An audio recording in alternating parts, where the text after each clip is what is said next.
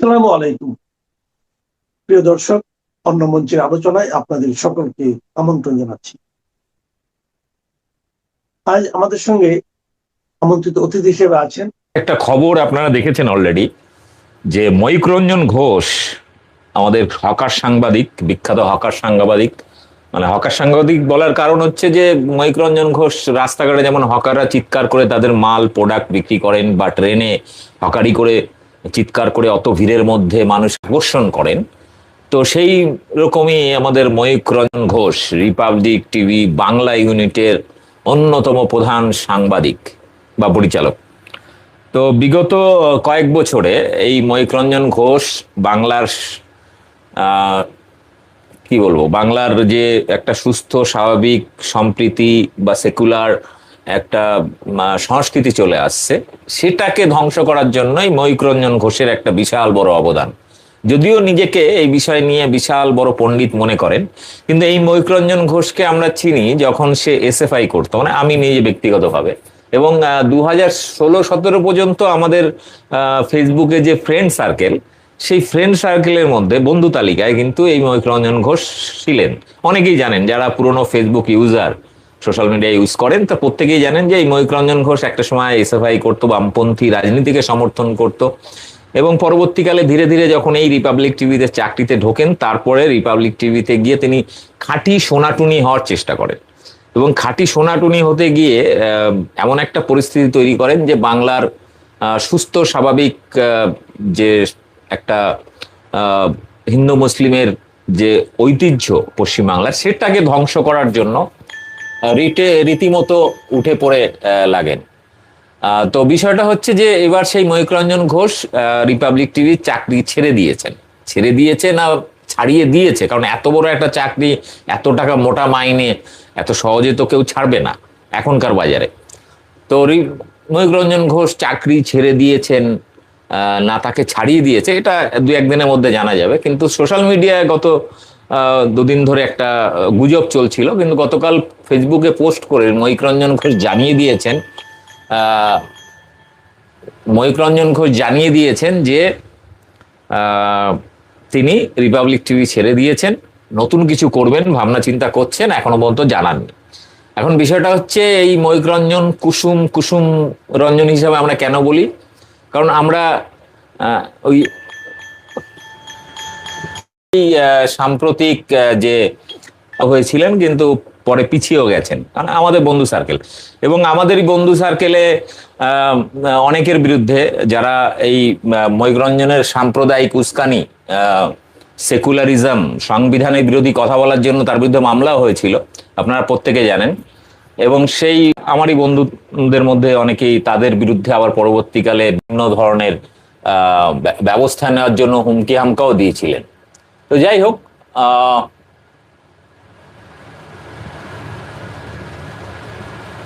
অনেকে বলছেন যে ময়ূকরঞ্জন ঘোষ এবার তার যে জুনিয়র ছিল সন্তু পান, যে তারকেশ্বরের বিধায়ক হয়েছেন নির্বাচনের আগেই ভোটে দাঁড়িয়ে, এবারে রাজ্যসভার সাংসদ হতে চলেছেন, মানে রাজ্যসভার এমপি হতে চলেছেন ময়ূকরঞ্জন বলে এরকম খবর।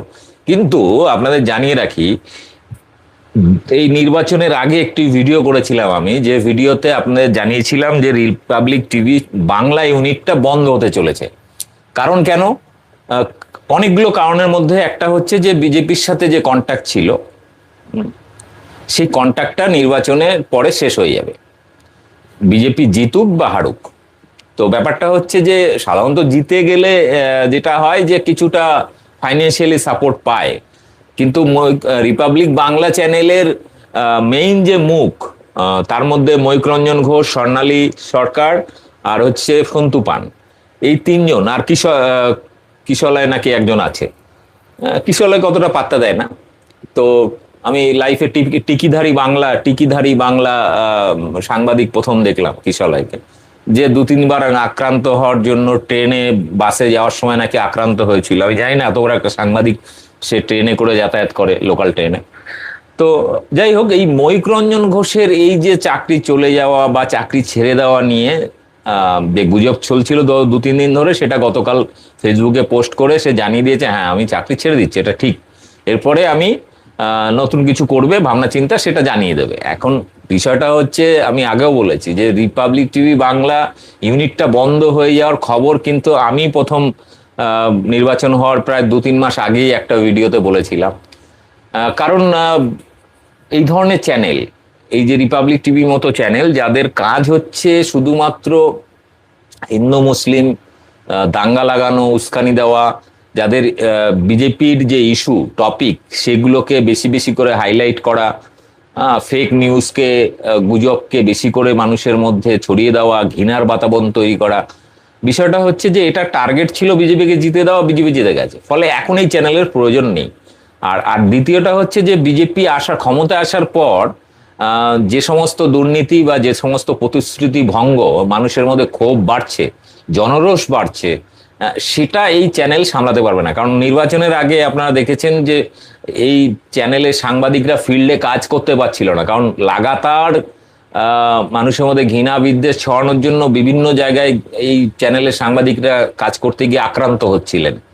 কারণ যে কোনো একটা ছোটখাটো ঘটনাকেও সাম্প্রদায়িক মেরুকরণ করার চেষ্টা, মানে কেউ সাইকেল নিয়ে যাচ্ছে, কারোর সাথে ধাক্কা লাগলো, এরা গিয়ে ওই লোকটার হেল্প করার বদলে বা পারফেক্ট খবর তথ্য তুলে ধরার বদলে সেই সাইকেল আরোহী আর পথচারীর মধ্যে কে হিন্দু মুসলিম, এইগুলো একটা ন্যারেটিভ তৈরি করার খেলাটা তারা করতো। তো বিষয়টা হচ্ছে এখন খুবই পরিষ্কার হয়ে গেছে যে এই চ্যানেলের অস্তিত্ব কিন্তু এবার শেষ হয়ে যাবে। কারণ ময়ূক রঞ্জন স্বর্ণালী অলরেডি বিয়ে করে নিয়েছে, আর সে বিজেপি নেতার সাথে। সন্তু পান বিজেপির বিধায়ক হয়ে গেছে। এবার ময়ূক রঞ্জন মাঝখান দিয়ে কি করবে? এবার তাকে হয় বিজেপি সাংসদ হতে হবে অথবা অন্য কিছু করবে, কিন্তু তার তো এই যোগ্যতা নেই, রবিশ কুমারের মতো যোগ্যতা নেই। মানে সাংবাদিকদের মধ্যে এই মুহূর্তে ভারতবর্ষের আইকন হচ্ছে রবিশ কুমার, অজিত আঞ্জুম, তো এই ধরনের কয়েকজন হাতে গোনা কিছু সাংবাদিক আছে যারা সাংবাদিকতার একদম সঠিক তথ্যগুলো তুলে ধরা এবং তথ্য যাচাইয়ের দিকে মোহাম্মদ জুবের, এরকম বহু মানুষ রয়েছেন। কিন্তু এই ময়ূক রঞ্জন বিগত কয়েক বছর ধরে লাগাতার যে ঘৃণা বিদ্বেষ পশ্চিমবাংলা মানুষের মগজে ঢুকিয়েছে, সেটা পরিষ্কার করার দায়িত্ব আমার এবং আপনার।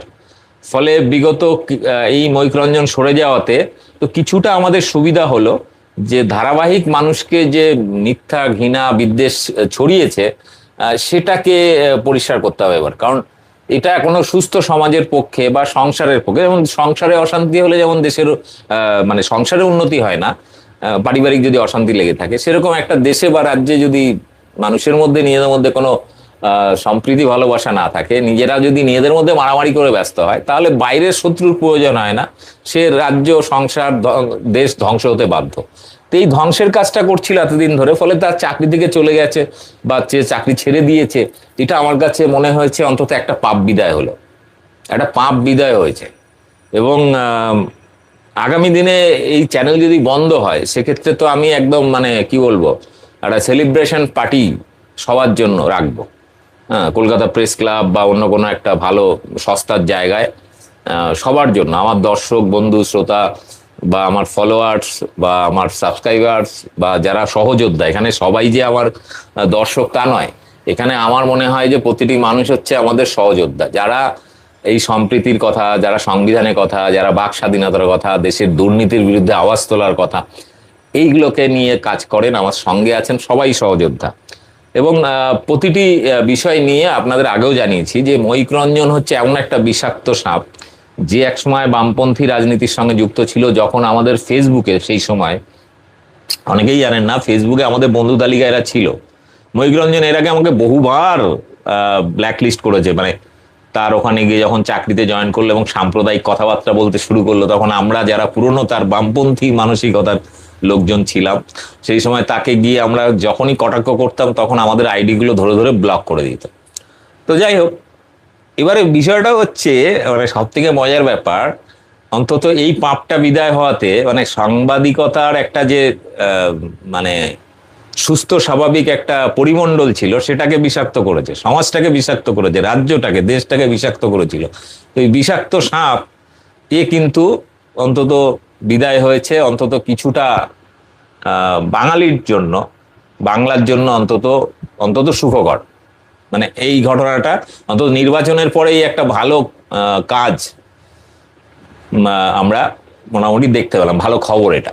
নির্বাচনের পরে, নির্বাচনে বিজেপি চিটিংবাজি করে জিতেছে, জেতার পরে যা যা প্রতিশ্রুতি দিয়েছিল সেগুলো তো করেছে। আপনারা দেখেছেন অলরেডি বিভিন্ন জেলায় মহিলারা ক্ষেপে লাল হয়ে গেছে, বিভিন্ন জায়গায় মানে রাস্তা অবরোধ, জাতীয় সড়ক অবরোধ, পৌরসভা, বিডিও অফিস, পঞ্চায়েত অফিসে ভাঙচুর, হেনস্থা, ধস্তাধস্তি রোজ লেগে আছে। আপনারা একটু খবরগুলো দেখবেন। এবার অন্ধভক্তদের একটা স্বভাব হচ্ছে, তারা তাদের পছন্দ মতো চ্যানেল ছাড়া তারা বাইরের খবর রাখে না। এবং মহিলারা জাতীয় সড়ক অবরোধ করেছে, অন্নপূর্ণা ভান্ডার পাচ্ছে না, কেউ প্রথম মাসে পেয়েছে, দ্বিতীয় মাস থেকে বন্ধ, কেউ দ্বিতীয় মাসে পেয়েছে তারপরে বন্ধ। এবং সব থেকে বড় ব্যাপার হচ্ছে যে মহিলা যারা টাকা পেয়েছে তাদেরকে বলছে যে যাদের টাকা বন্ধ হয়ে গেছে তাদের টাকা ফেরত দিতে হবে, কারণ আমরা ভেরিফিকেশন না করে টাকাটা পৌঁছে দিয়েছিলাম। তো যাই হোক, এই সমস্ত সমস্যাগুলো তুলে ধরছিল না। তারপরেও এরা চেষ্টা করছিল এগুলো সব তৃণমূল করাচ্ছে, অমুক করাচ্ছে, তমুক করাচ্ছে। কিন্তু এখনো পর্যন্ত তৃণমূলের সংগঠন ভাঙার জন্য, দল ভাঙার জন্য যে চেষ্টা বিজেপি করছিল, তার একটা বড় অবদান কিন্তু রিপাবলিক টিভির। এবং এবারে যেটা হয়েছে যে এবার সঠিক খবরগুলো আমরা যখন তুলে ধরছি, সেটাকে মিথ্যা বলে চালানোর চেষ্টা করতো রিপাবলিক। তো কিছুটা অন্তত আমাদের ক্ষেত্রে সুবিধা হলো যে হ্যাঁ, এটা সঠিক খবরটা এবার মানুষ জানতে পারবে। এই যে এত চ্যানেলে, গদি মিডিয়ার ভিড়ে আমাদের মতো ছোট ছোট চ্যানেলগুলো চেপে যাচ্ছিল, এবারে মোটামুটি রিপাবলিককে, এমনিতে আমার যা ভিউজ আছে, আমাদের মতো আরো কয়েকটি আমাদের বন্ধু চ্যানেল আছে যাদের ভিউজ তোমার রিপাবলিক টিভির ইউটিউব বা ফেসবুকে রিপাবলিক টিভির থেকে অনেক বেশি, কারো 2 গুণ 3 গুণ পর্যন্ত বেশি। অর্থাৎ দর্শক সংখ্যা রিপাবলিক থেকে আমাদের অনেক বেশি। তো যাই হোক, এবার বিষয়টা হচ্ছে এটা সুখের খবর। এবং প্রত্যেকে, মানে আপনার কি মনে হয় কমেন্ট বক্সে করুন। আর একজন লিখেছেন যে কি, may God rest soul of Mayukh Ranjan. তো এই ময়ূক রঞ্জন একজন লিখেছেন, এখন ভগবান তার ভালো করুক, তার আত্মার শান্তি কামনা করছেন অনেকে। কারণ ময়ূক রঞ্জন চলে গেছে, বিদায় হয়েছে। এবার সাধারণত মানুষ এটাকে দুঃখ করে, কিন্তু এবার অন্ধভক্তদের কি হবে? অন্ধভক্তদের মগজ ধোলাই করার জন্য বা অন্ধভক্তদের মগজকে উত্তেজিত করার জন্য যে কাজটা ময়ূক রঞ্জন করতো, সেই কাজটা কোথাও না কোথাও কিন্তু ব্যাঘাত ঘটলো। তাদের যে অন্ধভক্তির যে মানে গোবর, সেই গোবরটা তো ময়ূক রঞ্জন বিতরণ করতো। তো এবার গোবর বিতরণ কমে গেছে, ফলে অন্ধভক্তরা খুব চাপে পড়ে যাবে। কারণ সেই মিথ্যা ন্যারেটিভ, সত্যটাকে মিথ্যা দিয়ে ঢেকে দেওয়া, গোবর দিয়ে ঢেকে দেওয়ার যে চেষ্টা, সেটা কোথাও না কোথাও কিন্তু এবার ঘাটতি পড়লো। এবং ভালো হয়েছে, এই সুযোগে আমরা অন্তত কিছু অন্ধভক্তদের চিকিৎসা করতে পারবো। এমনিতেই সোশ্যাল মিডিয়ায় আমাকে অন্ধভক্তদের বিশিষ্ট চিকিৎসকের খেতাব আমি অলরেডি পেয়েছি। আমার বিভিন্ন পোস্টে দেখবেন, মানে অন্ধভক্তদের ট্রিটমেন্ট করার জন্য, চিকিৎসা করার জন্য আমার লাগাতার, মানে দীর্ঘ গত প্রায় 10 বছরের বেশি সময় ধরে যে লাগাতার অন্ধভক্তদের ট্রিটমেন্ট করছি। এবং সেই ট্রিটমেন্ট করতে গিয়ে আজকের আমার এই চ্যানেল, আমার বং নিউজ লাইভ, মানে দীপক ব্যাপারী দ্য বিশিষ্ট ডক্টর অফ অন্ধভক্ত, অন্ধভক্তের ভালো চিকিৎসক আমি, এটা আমার বন্ধুরাও মানেন এবং আমার সহযোদ্ধারা, সমর্থক সবাই মানেন। তো এবারে চিকিৎসা করতে আমাদের সুবিধা হবে, কারণ ভাইরাসটা বিদায় হয়েছে, একটা ভাইরাস বিদায় হয়েছে। একটা কোথায়, 2-3টে, মানে সন্তুপানও কিছুটা বিদায়, সাইড হয়ে গেছে, স্বর্ণালিয়া হয়েছে, এবার ময়ূক রঞ্জন হলো, এরপরে কিশলয় হবে, আরো 2-4টে আছে। সেগুলো বিদায় হয়ে গেলে অন্তত আমাদের চিকিৎসকদের এবার সুবিধা হলো যে এদের ট্রিটমেন্টটা আমরা ঠিকঠাক করতে পারবো। যাই হোক, এবার লিখেছে একজন লিখেছেন, দাদা যন্তর মন্তরে মুভমেন্ট ইজ গোয়িং অন। হ্যাঁ, চলছে টুকরো টুকরো, এখনো ফুল দমে নেই। এখন ভূপালে ভালো আন্দোলন করছেন কৃষকরা, এবং সাথে ছাত্ররাও যোগ দিচ্ছে ধীরে ধীরে।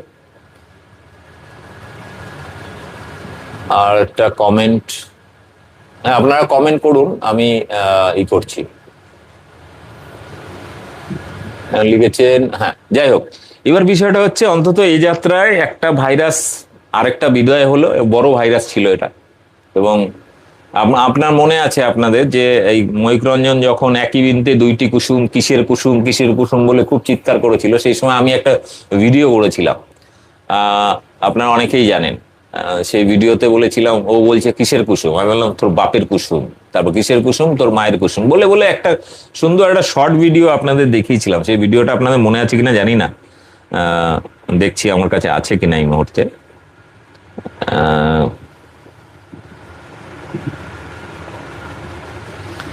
তো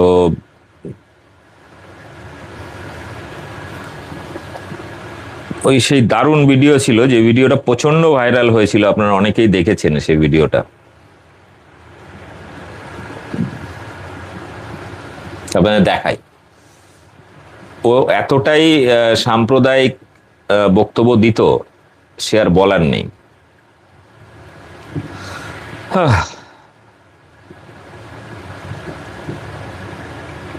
আপনাদের ভিডিওটা দেখাই।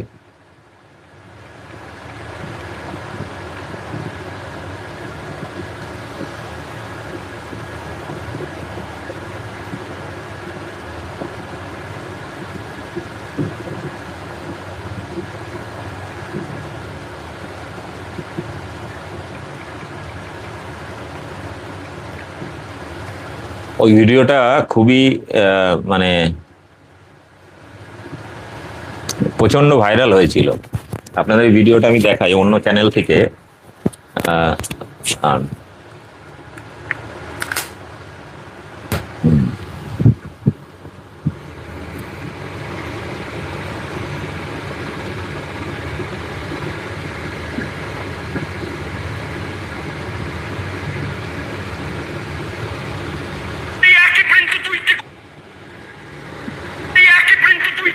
কিসের কুসুম? ওটা তোর বাপের কুসুম। কিসের কুসুম? ওটা তোর মায়ের কুসুম। কিসের কুসুম? তোর ঠাকুরদার কুসুম। কিসের কুসুম? ঠাকুমা কুসুম। কিসের কুসুম? তারপরে তুই একটা হয়েছে, তুই নিজে একটা কুসুম। কিসের কুসুম? করতে গিয়ে যেটা হবে সেটাও একটা কুসুম। ময়ূর রঞ্জন বলেছে কিসের কুসুম? কিসের কুসুম? ময়ূর রঞ্জন, ওটা তোর বাপের কুসুম, ওটা তোর মায়ের কুসুম, তোর ঠাকুরদার কুসুম। আপনার মনে আছে এই ভিডিওটা আমার বিশাল পরিমাণে ভাইরাল হয়েছিল, মানে অনেক চ্যানেলই কপি করেছিল। বিষয়টা হচ্ছে ময়ূর রঞ্জনকে আমি যতটা চিনি, বা আমাদের মতো আমাদের পুরনো যারা বন্ধু বান্ধব বন্ধু তালিকায় ছিলাম, মানে ছেলেটা প্রথম দিকে অন্তত রিপাবলিক টিভি জয়েন করার আগে পর্যন্ত ঠিকঠাক ছিল। রিপাবলিক টিভিতে জয়েন করার পর মানে গোবর খাওয়া যখন থেকে শুরু করলো, এবং গোবর খেলে গোবরই হাঁকবে, অন্য কিছু তো এখান থেকে সোনাদানা তো বেরোবে না। তো এই ময়ূর রঞ্জন প্রথম সাংবাদিক যে সরাসরি মিডিয়া চ্যানেলে বসে, এমনি রাজনৈতিক নেতারা মাঝে মাঝে সংবিধান বিরোধী কথা বলে, উগ্র সাম্প্রদায়িক কথা বলে, ঠিক আছে, কিন্তু সাংবাদিক হিসেবে কখনোই এই ধরনের সাম্প্রদায়িক উস্কানিমূলক কথা বলা উচিত নয়। এটা সাংবাদিকতার যে এথিক্স, নিয়মকানুন, তার মধ্যে পড়ে না, এটা সম্পূর্ণ বিরোধী। কিন্তু সেই সাংবাদিকতার রুলস রেগুলেশন এথিক্স সব কিছু ধ্বংস করে এই ময়ূর রঞ্জন পশ্চিমবাংলায় প্রথম সরাসরি সাম্প্রদায়িক রাজনীতি শুরু করেন, মানে সাংবাদিকতা শুরু করেন। এবং আপনারা জানেন যে সে সরাসরি সেকুলারিজমকে, গণতন্ত্রকে, সংবিধানকে মানে রীতিমতো ডাইরেক্ট মঞ্চে দাঁড়িয়ে, মানে চ্যানেলে দাঁড়িয়ে এবং অস্বীকার করছে। ভারতবর্ষের সংবিধানে আপনারা অনেকেই জানেন যে সেকুলারিজম শব্দটা পরে অ্যাড করা হলেও বাস্তবে ভারতবর্ষের সংবিধানে কিন্তু আগে থেকেই পুরো কাঠামোর মধ্যে আপনার যে প্রস্তাবনা রয়েছে একদম শুরুতে, তো সেখানে প্রিএম্বেলের ক্ষেত্রে সেখানে কিন্তু পরিষ্কার লেখা রয়েছে। এবং এছাড়াও ভারতবর্ষের সংবিধানে প্রতিটি ধর্মকে, বর্ণকে, ভাষাকে সমান অধিকারের কথা বলা আছে। অর্থাৎ সবাইকে যখন সমান অধিকার রয়েছে তার মানে ধর্মনিরপেক্ষ। ফলে এইটাকে সারাংশ করে সংবিধানের প্রিএম্বেলে যুক্ত করা হয়েছিল সেকুলারিজম শব্দটা।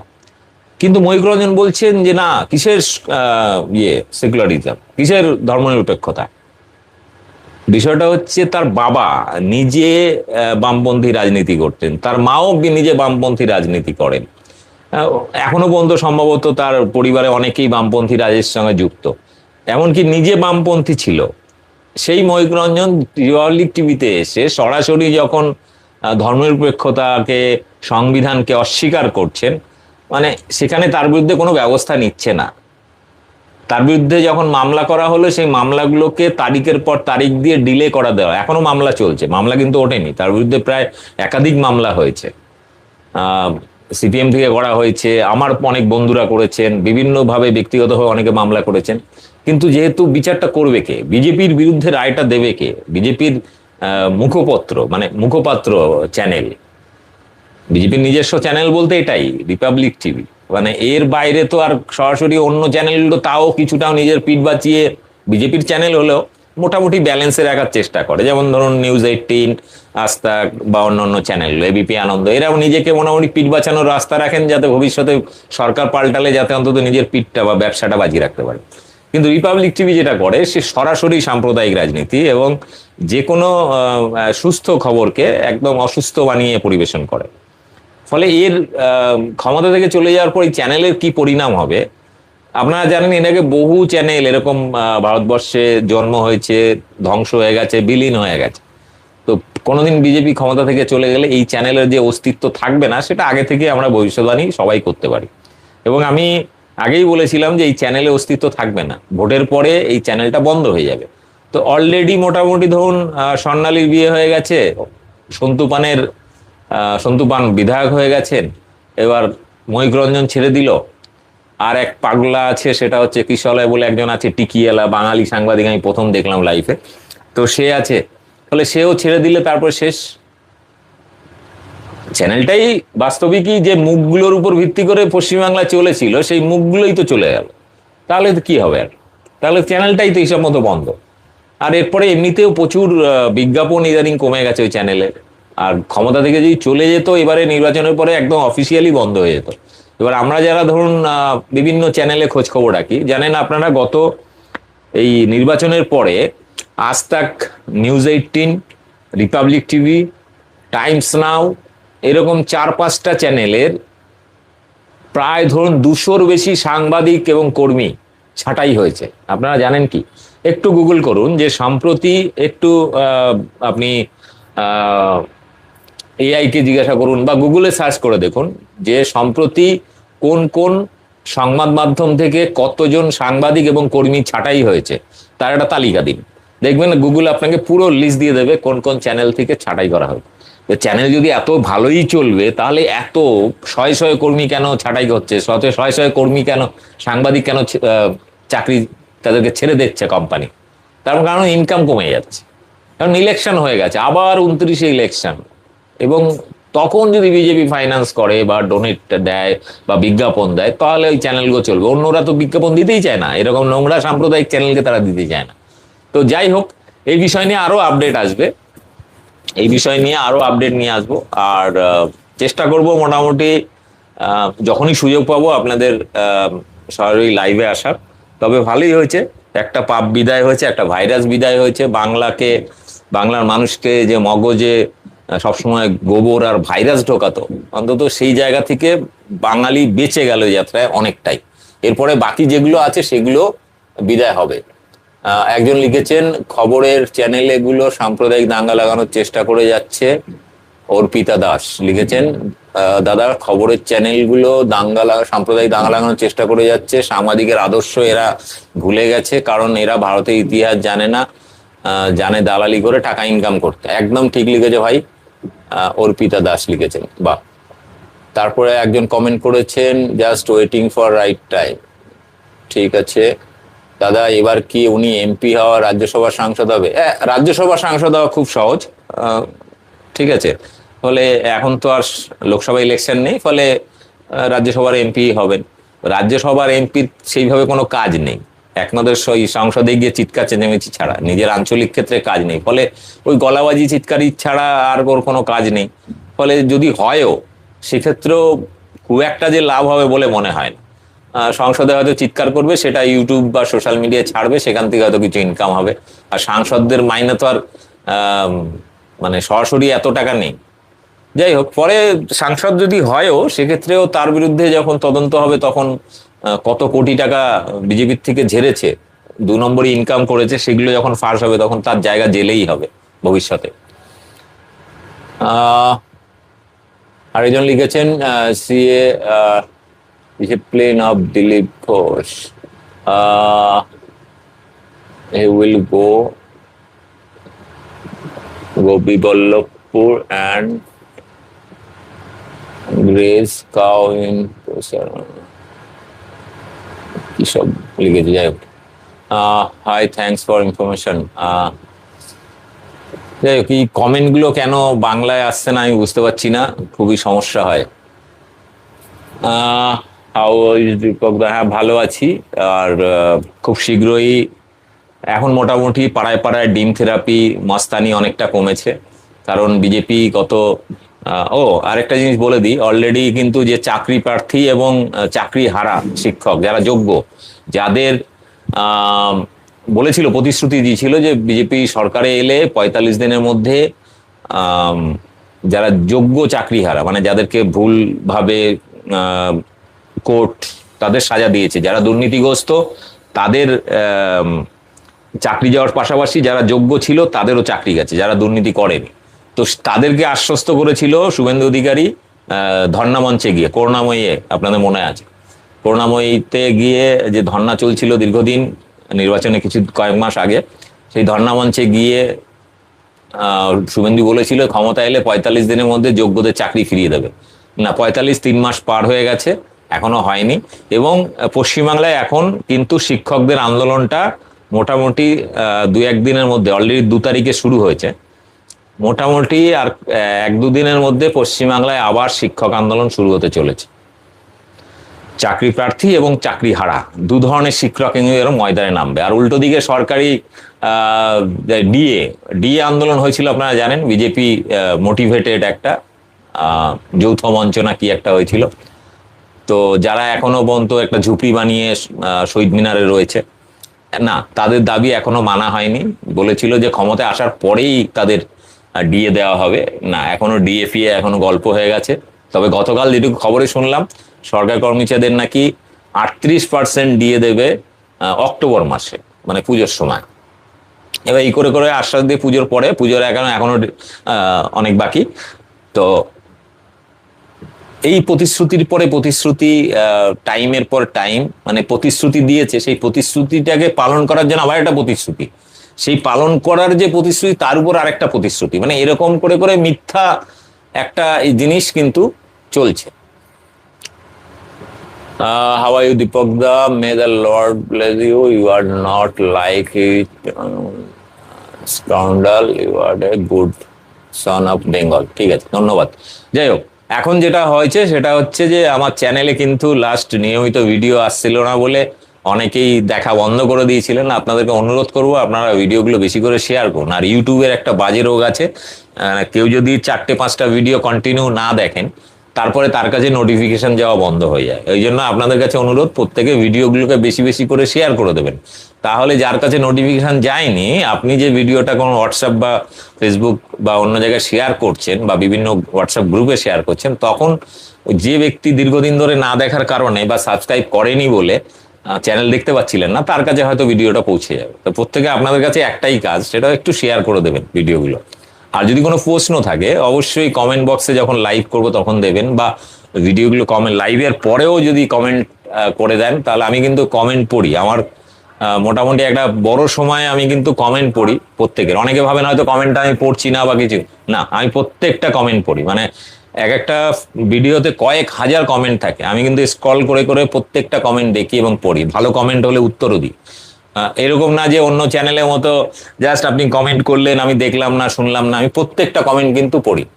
যাই হোক, এবারে বিষয়টা হচ্ছে যে আপনারা একটু শেয়ার করবেন। আর আমার টার্গেট হচ্ছে, আমাদের এখন অলরেডি 5.5 লাখ সাবস্ক্রাইবার হয়ে গেছে ইউটিউবে, এবং এবারে আমরা চাইছি এটাকে মোটামুটি 2029-এর মধ্যে এটাকে 2 মিলিয়ন করার।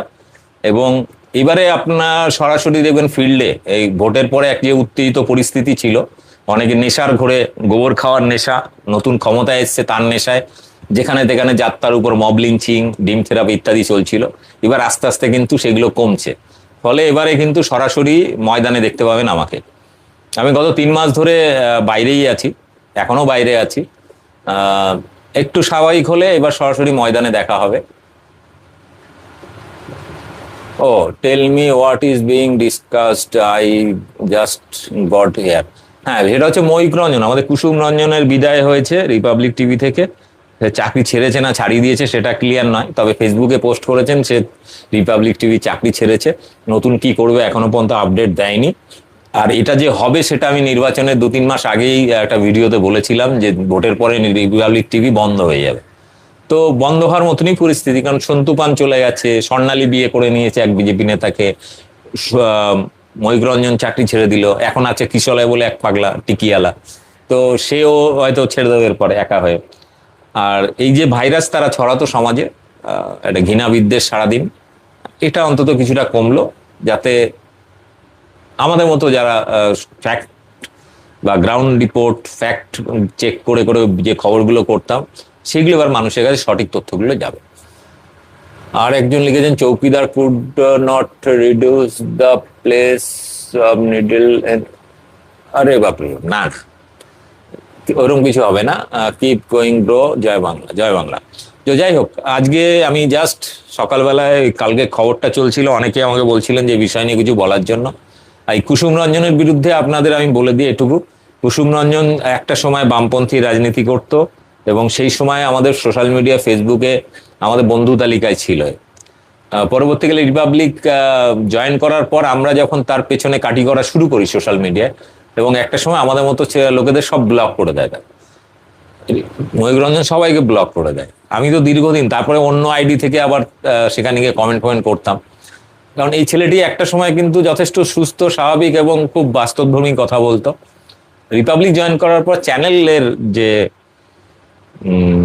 কি বলবো, চ্যানেলের যে পরিকল্পনা, বিজেপির যে পরিকল্পনা বাস্তবায়ন করার যে কাজ, সেটা সেখানে বিজেপি মানে হয় না যে পচা আলুর সাথে সে একটা ভালো আলু রেখে দিলে সেটাও পচে যায়, তো এর অবস্থা হয়েছে তাই।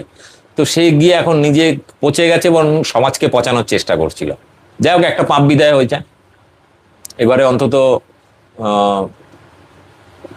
আমাদের কাজ সুবিধা হলো, অন্তত মানুষকে সচেতন করার ক্ষেত্রে, অন্তত মিথ্যা খবর থেকে মানুষ কিছুটা বেঁচে গেল, বাংলার মানুষ।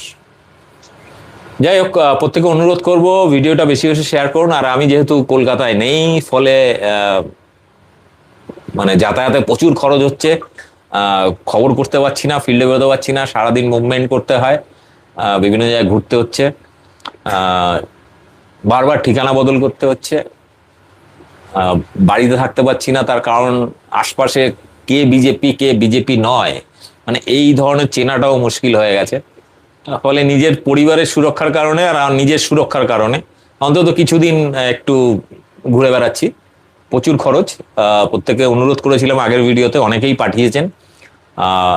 গত লাস্ট 15 দিনে প্রায় 10,000 টাকার মতো ডোনেশন এসছে। গতকাল কয়েকজন পাঠিয়েছেন, এইগুলো আপনাদেরকে আমি দেখাই। অনেকেই ডোনেশন পাঠিয়েছেন, কিন্তু আমার খরচার যে যাতায়াত খরচা সেটা কিন্তু ফুলফিল হচ্ছে না।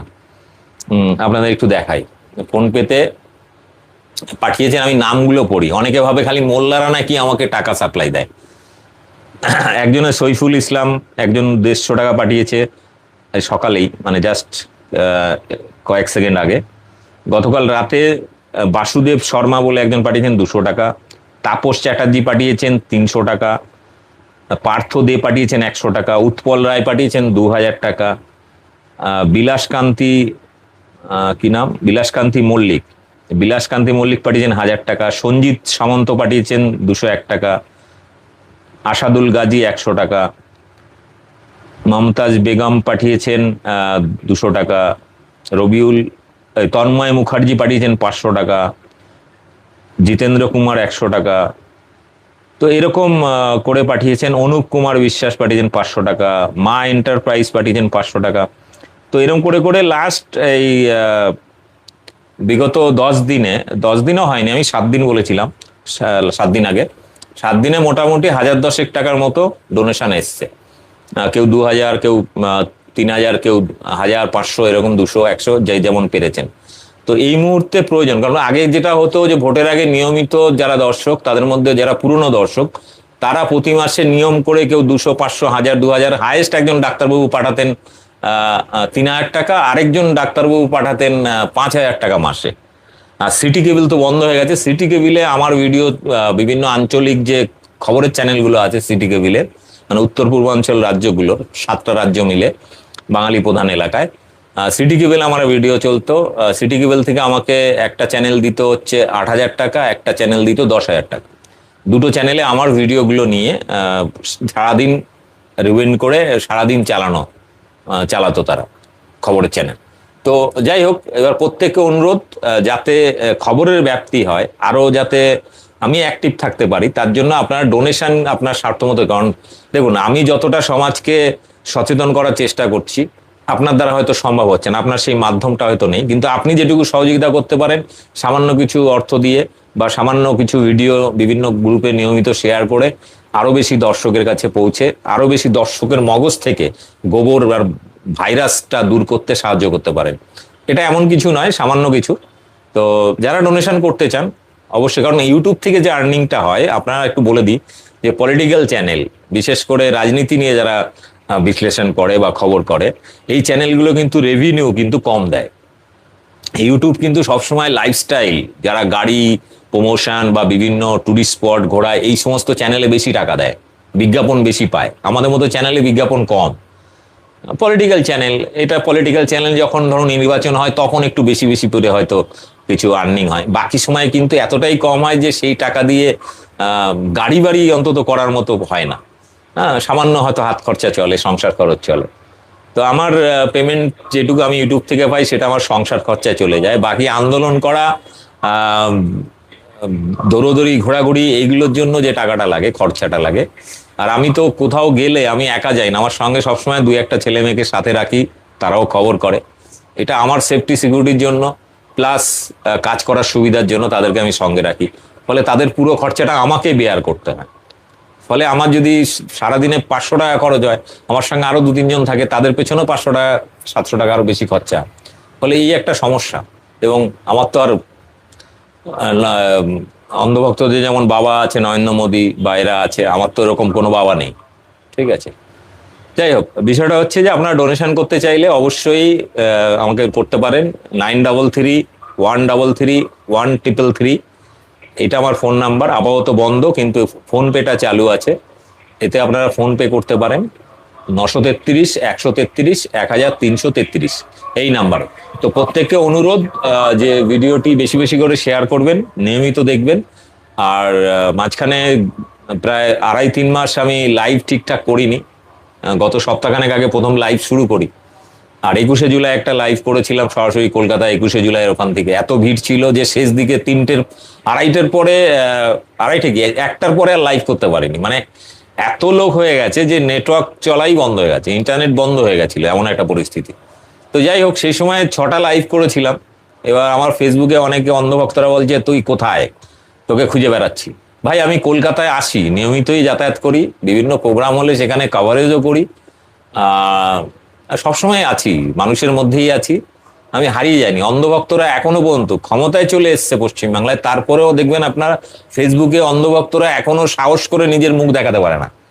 সমস্ত lock profile, fake account, lock account use করে, যারা তার প্রোফাইলে ঢুকে কেউ তার ডিটেলস চেক করতে না পারে। কিন্তু আমার কোনো অ্যাকাউন্ট ব্লক নেই, সবকিছু ওপেন। আমার 9331331333 এই নাম্বারটা পশ্চিমবাংলার 11 কোটির মধ্যে প্রায় 6 থেকে 7 কোটি মানুষ জানে। অন্তত এটুকু সমাজের জন্য করেছি, অন্তত এত মানুষ আমার সঙ্গে পরিচিত হয়েছে, জানে, চেনে। ফলে আমরা লুকানোর কিছু নেই, কিন্তু অন্ধভক্তরা তারা এখনো নিজেকে মুখ লুকিয়ে বাঁচে সমাজে। আর তারপরে একটা ছোট ছোট গ্রুপ করে করে বিভিন্ন জায়গায় হাঙ্গামা করা, কারো বাড়ির দেওয়ালে কেন ঠাকুরের টাইলস লাগানো হয়েছে, কেন তুলসী তলায় জল দেওয়া হয়নি, কেন ঠাকুর ঘরে ঠাকুর, এই ঠাকুর নেই ওই ঠাকুর নেই, মানে এগুলো কি, এটা নোংরামির পর্যায়ে। খাবারের দোকানে গিয়ে বলছে কেন ঠাকুরের ছবি লাগানো নেই, কেন মুসলিম দোকানে বিরিয়ানি বিক্রি হবে, কেন এটা কেন ওটা। মানে এদের আর বাকি যে সমাজে কাজ রয়েছে, যে গরিব মানুষগুলো তারা সরকারি প্রকল্পের টাকা পাচ্ছে কিনা, মহিলারা